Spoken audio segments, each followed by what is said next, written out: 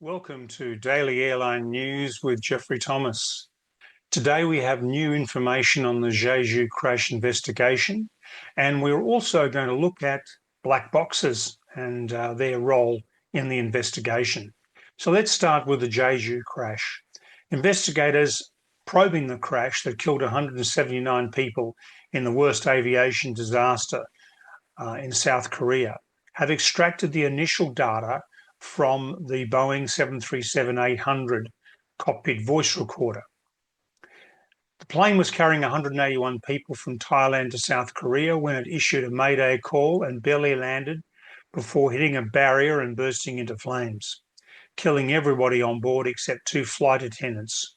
Both of the plane's black boxes were retrieved, and the cockpit voice recorder, the initial extraction has been completed, according to the Deputy Minister for Civil Aviation Joo Jong-wan. He said, "Based on this preliminary data, we plan to start converting it into an audio format."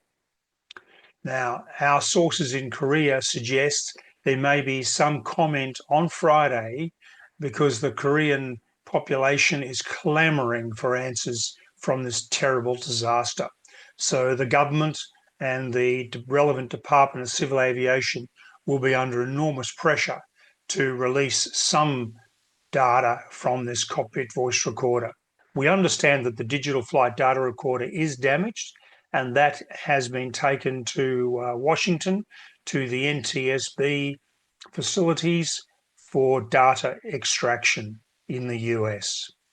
Now, we'll post details and our analysis as soon as the cockpit voice recorder audio information is released. So let's look at the black boxes. Data from both the CVR and FDR is stored on memory boards inside the Crash Survivable Memory Unit, CSMU. The memory boards have enough digital storage space to accommodate 2 hours of audio data for CVRs and 25 hours of flight data for the FDR.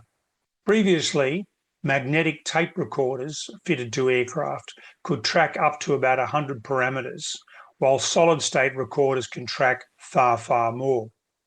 Solid-state recorders are now the standard within the industry. The US Federal Aviation Authority required that commercial airlines record between 11 and 29 parameters, depending on the size of the aircraft. Then in 1997, the FAA issued a new standard requiring the recording of at least 88 parameters on aircraft manufactured after August 19, 2002.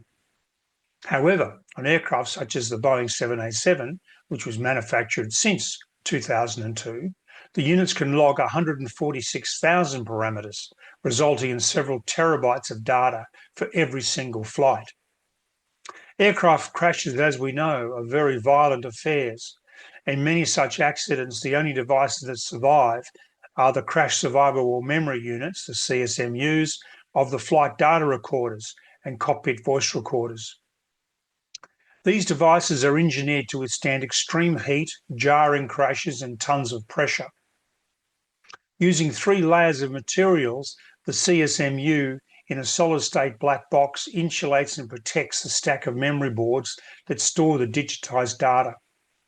To ensure the quality and survivability of black boxes, manufacturers thoroughly test the CSMUs, and those tests include the impact of 3,400 Gs and temperature up to 2,000 degrees Fahrenheit or 1,100 degrees Celsius for 1 hour. There are a number of manufacturers of black boxes, including L3Harris, Honeywell, and Universal Avionics. Thank you for watching Daily Airline News. Please subscribe to us, please like us, please leave your comments, and please tune in tomorrow for another edition of Daily Airline News.